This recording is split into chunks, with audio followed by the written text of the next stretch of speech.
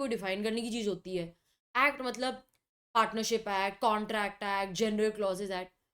नहीं, ऐसा नहीं है। एक्ट के दो मीनिंग होते हैं। एक मीनिंग है रूल्स एंड रेगुलेशंस। आप अभी मत लिखना, मैं आपको टाइम दूंगी लिखने का, पहले अभी आप समझ लो सिर्फ, ठीक है? Act refers to rules and regulations.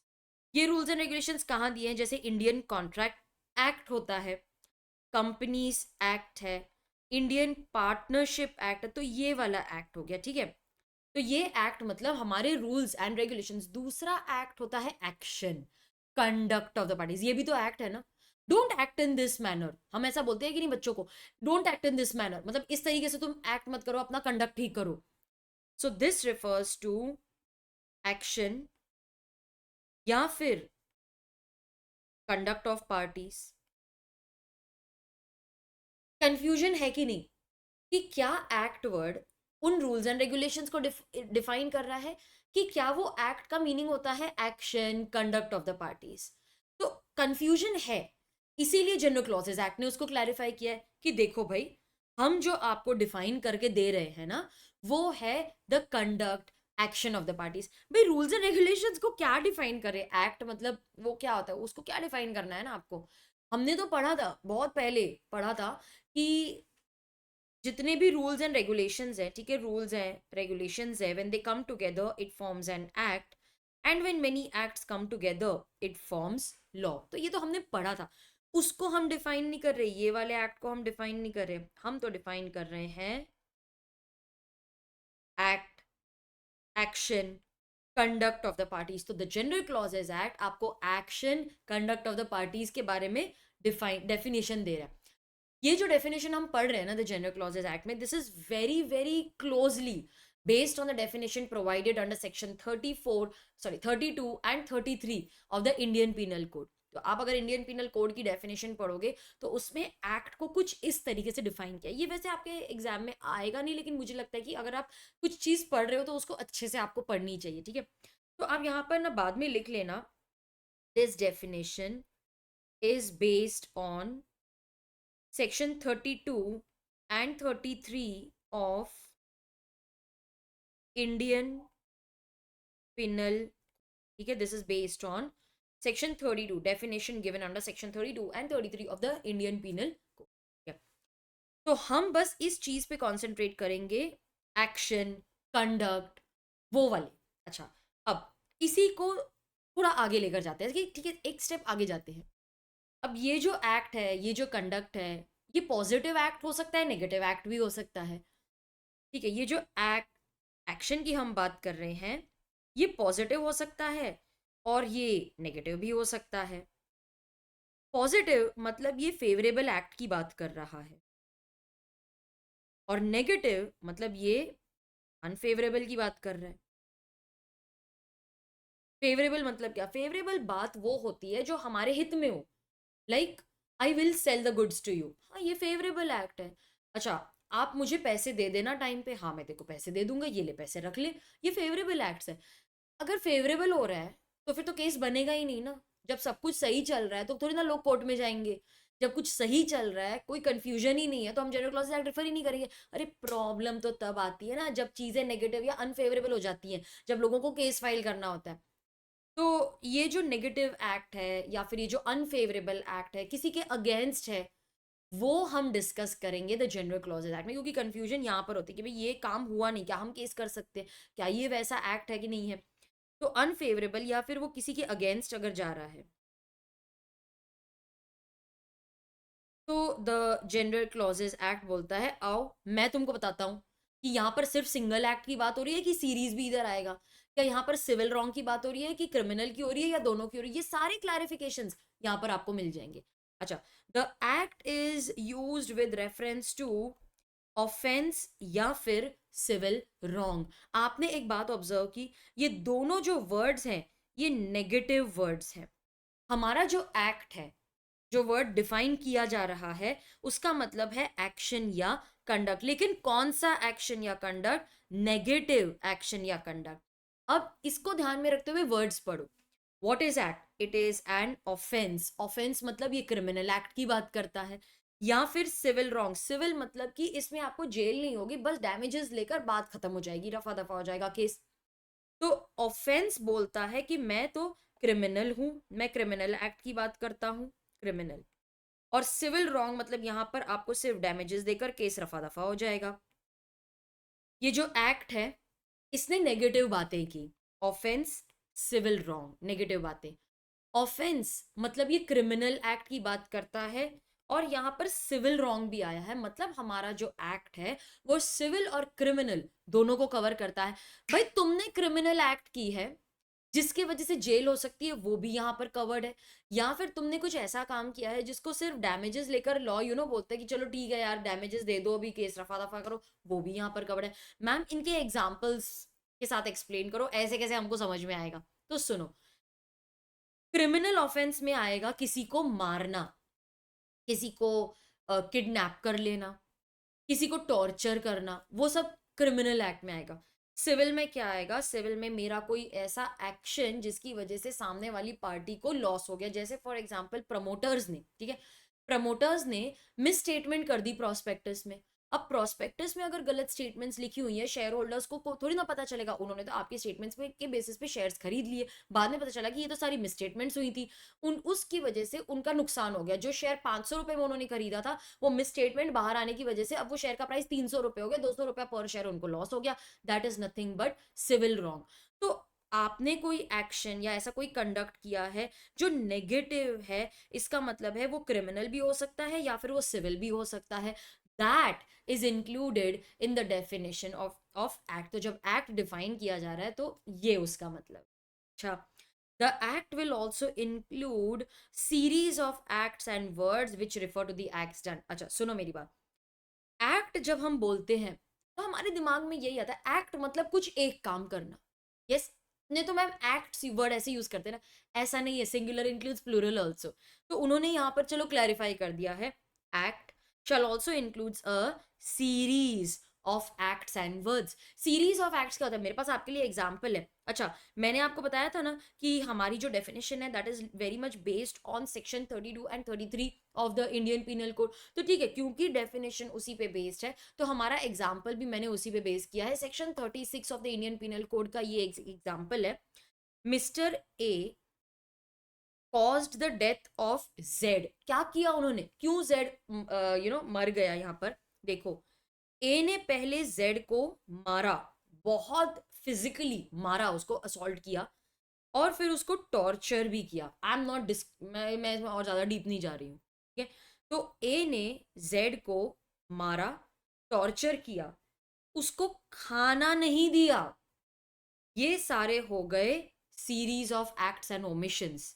अब सीरीज ऑफ एक्ट्स क्या होता है? मारना, टॉर्चर करना। टॉर्चर बिना मारे भी बहुत अलग तरीकों से किया जा सकता है। तो मारा, टॉर्चर किया, एक एक्ट नहीं, सीरीज ऑफ एक्ट्स किए, लेकिन ये एक दूसरे से रिलेटेड थे, ये सारे नेगेटिव एक्ट्स थे। अच्छा, एक्ट मतलब कुछ काम करना।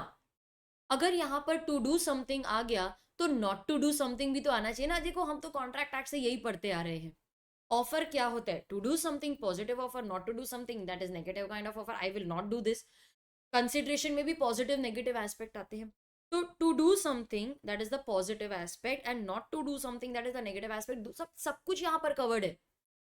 तो सीरीज ऑफ एक्ट्स में आएगा कि कुछ एक्ट मैंने की, नहीं करना, जैसे यहाँ पर उसने उसको खाना नहीं दिया, neglecting or refusing to supply food at proper times, this omission, okay, this omission also led to the death। तो ए ने जेड को मारा, उसको टॉर्चर किया, उसको खाना नहीं दिया, this is covered in the definition of the word act. तो एक्ट क्या होती है? ऐसा कोई ऑफेंस या civil wrong. It also includes a series of act. Series मतलब एक के बाद एक मैंने कुछ ऐसी नेगेटिव एक्ट्स की।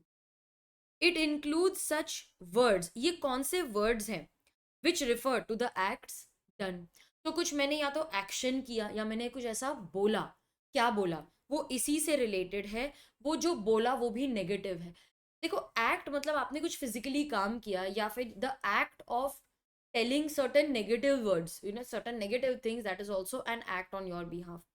तो गलत कुछ बताना, नेगेटिव बताना, जैसे प्रोस्पेक्टस में कुछ गलत वर्ड्स मैंने यूज कर लिए, all that denotes as act. Okay, तो act of the directors is like act of the company. ऐसा बोलते हैं ना कि डायरेक्टर ने जो काम किया इसका मतलब है कंपनी ने ही वो काम किया है, तो उनको भी पनिशमेंट मिलेगी। तो इन दैट केस एक्ट में वर्ड्स भी आ सकते हैं। हमेशा मारपीट करना, फिजिकल एक्ट करना वो जरूरी नहीं है।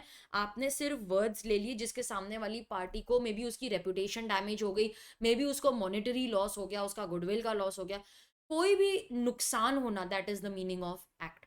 अच्छा, तो यहाँ पर ऑफेंस आ गया, यहाँ पर सिविल रॉन्ग आ गया, यहाँ पर सीरीज ऑफ एक्ट्स आ गए, वर्ड्स आ गए जो इन्हीं से रिलेटेड है। It also extends to illegal omission. अब देखो, हर चीज का एक पॉजिटिव और एक नेगेटिव एस्पेक्ट होता है। हम तो सिर्फ नेगेटिव चीजों की ही बात कर रहे हैं, अनफेवरेबल जो किसी के अगेंस्ट है, जैसे कोई क्रिमिनल एक्ट हो गई या फिर सिविल रॉन्ग हो गया, series of negative acts. It also includes omissions, but कौन से टाइप के ओमिशन? Legal omissions? नहीं नहीं, ऐसा कुछ नहीं होता। इलीगल ओमिशंस की बात हम यहाँ पर कर रहे हैं, क्योंकि उन्हीं के बेसिस पे कंफ्यूजन होती है, केस बनते हैं।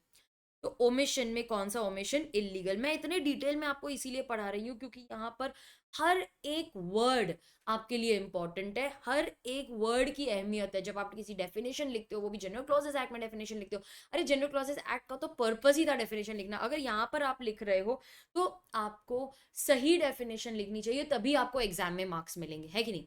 तो यहाँ पर वापस वापस मैं बार बार रिपीट करती जाती हूँ, क्योंकि यही तो तरीका है डेफिनेशन याद करने का। लॉ में सबसे ज्यादा कंप्लेन क्या होती है स्टूडेंट्स की? कि लॉ याद नहीं होता है। क्यों याद नहीं होता? बस हम एक बार रीड करके एक्सपेक्ट करते हैं कि भाई हमको सब कुछ याद हो जाए। ऐसा थोड़ी ना होता है, एक बार पढ़ लिया और आपके मेमोरी में आ गया। ये वर्ड्स ऐसे है कि आपको बार बार पढ़ते रहना पड़ेगा।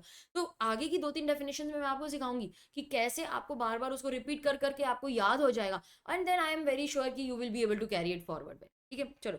तो इट एक्ट रिफर्स टू, मेरे साथ बोलो, ऑफेंस या फिर सिविल रॉन्ग। ऑफेंस मेरे मन में आ गया, ऑफेंस मतलब एक क्रिमिनल एक्ट होता है, और सिविल रॉन्ग मतलब यहाँ पर डैमेजेस देकर काम, बातचीत रफा दफा हो जाएगी। It also includes a series of act and words. Ma'am ये जो रेड में आपने लिखा है, क्या ये डेफिनेशन का पार्ट है? ये डेफिनेशन का पार्ट नहीं है। मैंने जगह जगह पर ऐसे इंटरप्रिटेशंस लिख कर रखे हैं, बिकॉज आई नो स्टूडेंट्स के पास इतना टाइम नहीं होता है कि मैं लिखूं और मेरे साथ साथ लिखे। तो मैंने काफी सारा होमवर्क पहले ही करके रख लिया आपके लिए, लिखा होता है। तो it is better for you also, आपके जो विजुअल मेमोरी है उसमें वो फिट हो जाता है। एंड यू नो कि ये रेड में लिखा है मतलब ये इंपॉर्टेंट है। ऑल दो अभी ये डेफिनेशन का पार्ट नहीं है, ये हमारा इंटरप्रिटेशन है, ठीक है। It includes a series of acts and word, it extends to illegal omissions also. मैंने एक इसकी समरी बनाई है, these are points to remember. ये आपको एग्जाम में नहीं लिखना है, क्योंकि मैंने लिखा है points to remember, points to be noted, ऐसा कुछ नहीं लिखा है। पॉइंट्स टू बी नोटेड फिर आप एग्जाम में एज अ समरी फॉर्म लिख सकते हो, ये आपको लिखने की जरूरत नहीं है, लिखना है तो no problem in that. Definition talks about action या फिर कंडक्ट। ये उस एक्ट की बात नहीं कर रहे रूल्स एंड रेगुलेशंस वाली, ये एक्शन या कंडक्ट की बात कर रहा है, वो भी नेगेटिव एक्ट या कंडक्ट की बात कर रहा है। इसमें सिंगल एक्ट और सीरीज दोनों आ जाएंगे, ठीक है। आपको ये नहीं समझना है कि एक्ट वर्ड यूज किया तो सिंगल आएगा, सीरीज भी आ सकता है। It also includes words which are connected to them. It covers omissions also, but only the illegal omissions. It applies to civil as well as criminal wrongs. ठीक है, तो यहाँ पर एक्ट या एक्शन आ गया, कौन सा act? It applies to civil and criminal. क्या एक सिंगल एक्ट की बात की जा रही है? नहीं, यहाँ पर single as well as series आ जाएगा। एक्ट के साथ साथ ओमिशंस, वो भी इलीगल ओमिशंस कवर्ड है।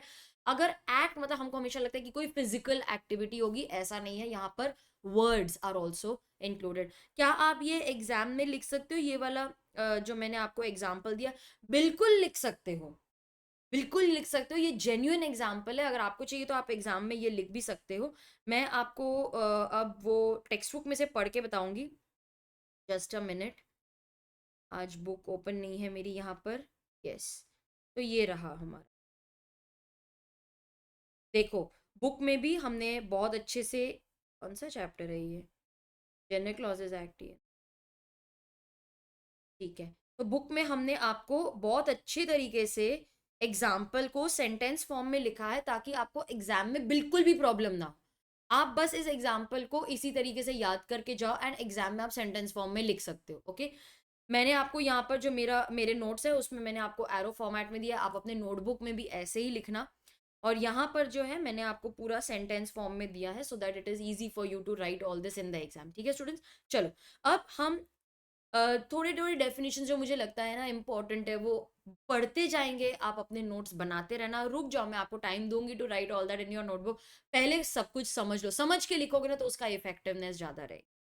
सेक्शन 3 हमारे लिए जानना बहुत जरूरी है। Section 3 which is a principal section containing definitions applies to the General Clauses Act and to post 1897 acts and regulations. ठीक है, आपको सिर्फ इतना याद रखना है कि section 3 covers definition of the Indian of the general clauses act.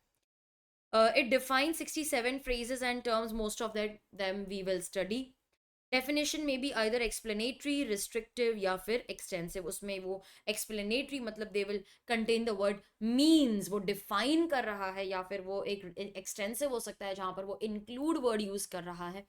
तो इस तरीके से अलग अलग आपको डेफिनेशंस दी गई हैं। अगर आपको एग्जाम में क्वेश्चन आता है तो क्या ये 3 बुलेट पॉइंट्स आपको लिखनी है? बिल्कुल भी नहीं, आपको सीधा डेफिनेशन ही लिखना है। मैम ये क्लॉज है ना, मैंने बहुत ट्राई किया, मेरे को याद ही नहीं हो रहा। कोई बात नहीं, सेक्शन 3 लिख कर आओ, इतना टेंशन मत लो। तो इतना स्ट्रेस नहीं लेना है आपको। सेक्शन 3 आपका जो मेन सेक्शन है वो आपको याद करना चाहिए।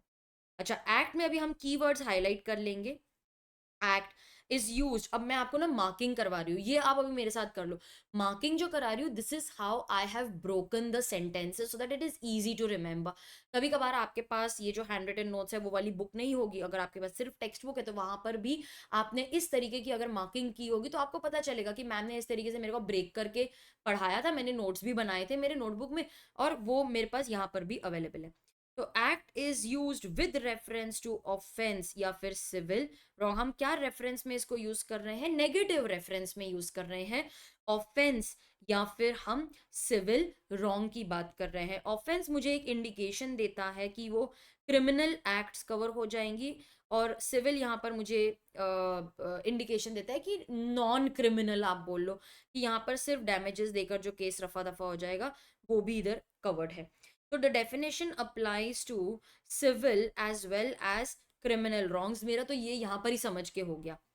It shall include a series of acts words which refer to the acts done. ठीक है, it also extends to illegal omissions. तो यहाँ पर it also extends to illegal omissions, ये आपको यहाँ पर लिखना है। Okay, the act required to be done does not necessarily mean a positive act only. It may also include an act which is prohibited from doing by law. तो act का ये मतलब नहीं है कि सिर्फ पॉजिटिव एक्शन ही covered होगा, negative action यहाँ पर कवर्ड है। और देखो एक्ट को कैसे डिफाइन किया है। Act is used with reference to civil और criminal wrong. It also includes a series of acts and words. The definition applies to civil as well as criminal wrongs.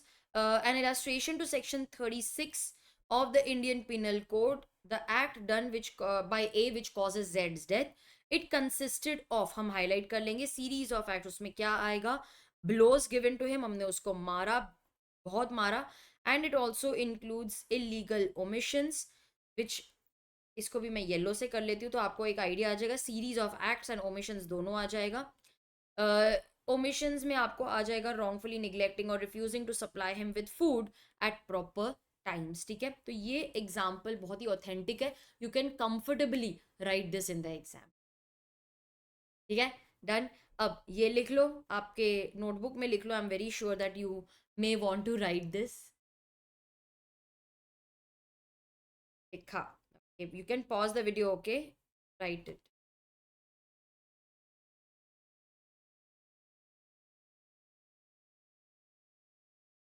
Done. बिल्कुल भी मत घबराना, सब कुछ मैंने लिखा हुआ है यहाँ पर। आप रियलाइज कर लोगे मैम आपने नोट्स इस तरीके से बनाए हैं ना, टेक्स्ट बुक पूरी की पूरी उसमें कवर हो रही है हैंड रिटन नोट्स में, पॉइंट फॉर्मेट में, और खुद लिखते हैं ना तो वो चीज़ हमेशा याद रहती है कि नहीं? तो खुद की हैंड राइटिंग में लिखो, शॉर्टकट मत यूज करो। चलो, तो ये थी हमारी डेफिनेशन ऑफ द वर्ड